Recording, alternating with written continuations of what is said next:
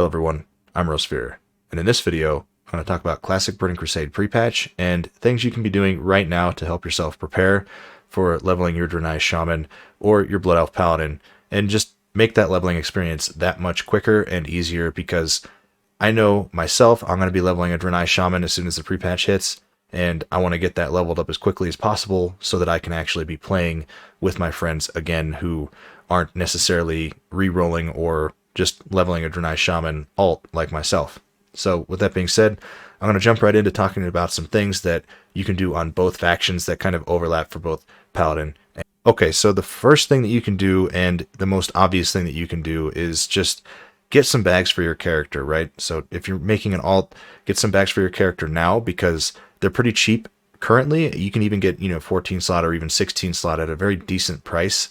But when the pre-patch hits and everybody's making alts, they're going to be buying bags all at the same time. And likely, because the demand is going up, the price for bags is also going to go way up. So you can save yourself some money by getting the bags now, and also buying gear as well, because most of this gear, like the leather for leveling a shaman up to level 40, is going to be fairly cheap for the most part, right? Unless it's like a super twink item for a rogue. You can get some pretty decent leveling gear or leveling items for your shaman, and the best leveling spec for a shaman, as far as I understand, is enhancement, and I don't think that changes in TBC. I think it's the same, because elemental just takes too much mana, so you have a lot of downtime. Obviously, you can still kill mobs just fine, but you spend way more time drinking and spending more gold on water and so on. So it's better to just level as enhance. So leveling as enhance, you'll want leather items with strength, agi, stamina, and some spirit as well. Is not necessarily a bad stat, just for the the health regen. So there's a bunch of items here that you can get that are fairly cheap for the lower levels, just to get yourself started, like this one here. 4 agility on a tunic for 50 silver. That's on my server, that's really good. Most servers have a lot of these items like this that are really cheap as well. This goes for paladins as well. Obviously you want the bags, and paladins, their stat needs as far as like leveling goes, because you're not going to be leveling as holy, at least at the start, and you're not going to be leveling as prot, more than likely. So leveling as ret is fairly good up to about level 40, because shamans kind of cap out at level 40. I don't know how that changes in Burning Crusade, but currently in Classic, they become a real pain in the ass to level after level 40, especially as ret. And the best way to do that is to buy instance boosts and things like that, just to get past that. But if you're not going to be doing that, obviously, the price of boosts are going to be going way up, because the way that mages change, they get the AoE cap, right? So they're still going to be able to do these big pole farms in like Mara and other stuff. It's just more difficult for them to do it, because they have to use I think it's Flame Strike in combination with what's it called, Frost Nova and Blizzard. So in combination with those two abilities to actually kill the mobs, because I believe Flame Strike doesn't get the AoE cap, but I'm not 100% sure if that actually is going to get capped or not. But I believe it doesn't. So the price of boost is probably going to go way up, because the number of mages that are actually going to be skilled enough to do this is probably going to go a little bit, be a little bit lower. And there's going to be a lot more people looking for boosts. So boosting is probably not going to be the best way to level up either, unless you were just an oil baron and bought a bunch of gold, which obviously is really bad for the game, and you shouldn't do that. You should be banned. But with that being said, all the boosting and stuff like that is going to be going up. Cost of boosting is going to go up exponentially because of the number of people looking to do it. So it's better to not expect to do boosts, and just to actually level up by questing and doing dungeons the way you're meant to do it.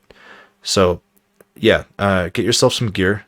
You can do that all the way up to, say, level 50. It'd probably be a good way to, or a good level to, buy different sets like every 10 levels or so. Just look for a new piece of gear, stuff like that, to kind of keep yourself a little bit twinked out and give yourself the edge. And maybe you're on a PvP server, it's going to help, and just killing mobs faster so you level faster, and so on. So yeah, just make sure you pick up those pieces of gear and bags, and it's going to help you out a ton, because like I said, boosting is going to go up in price because of the demand. The price of all this gear is going to go up in demand. The price of bags is going to go up because of demand. There's going to be a lot of people leveling. So just get out ahead of the curve right now so that you... Okay, so the next thing that you can do is start looking at the actual starting zones of TBC. So, and when I say of TBC, I'm talking about specifically the Draenei and the Blood Elf. So if you're going to be leveling a Draenei, look at the starting zone and, go through and play the quests. I'm not on the beta. This obviously is a little more high res, but yeah, so I'm on retail currently. I don't think that retail is actually a good option for, practicing the leveling here and figuring out the quests. But yeah, so here on retail, you can actually go through and look at some of the quests and things. But I think that the XP is not actually what you should expect. Obviously, there's a lot more XP in retail.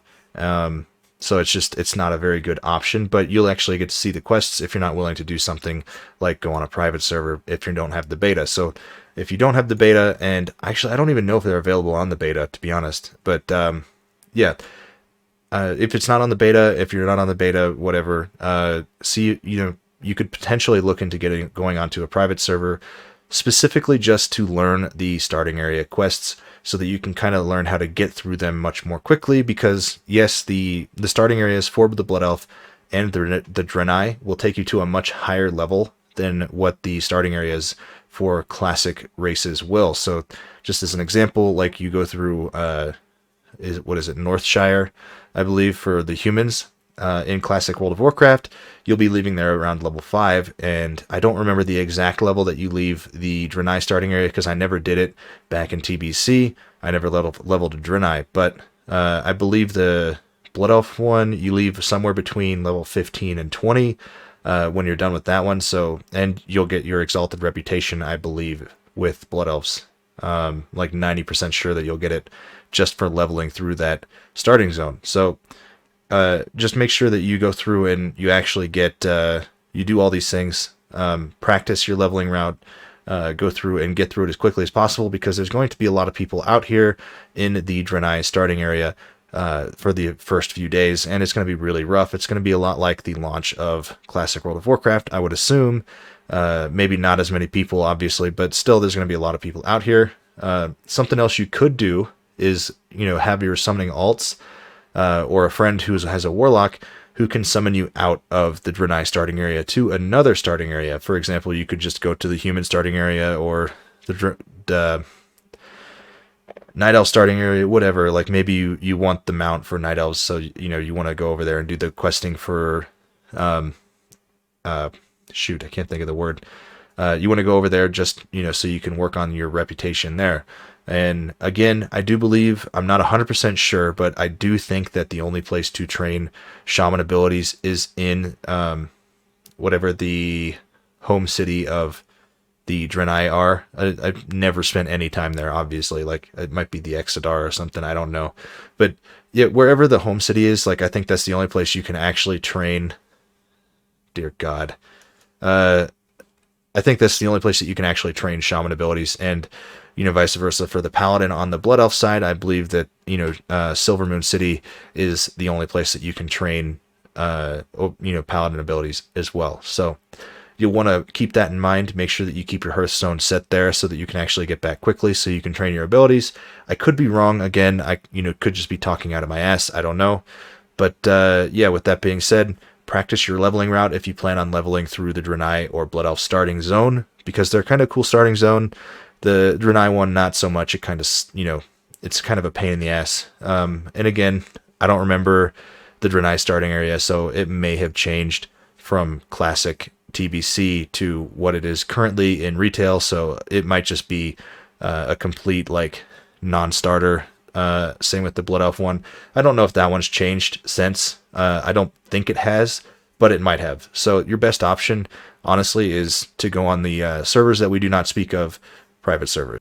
Okay, so the final thing that you can do is something that's fairly simple as well, and just find a friend who is also looking to level a Draenei. They can be looking maybe to, level a Draenei whatever class.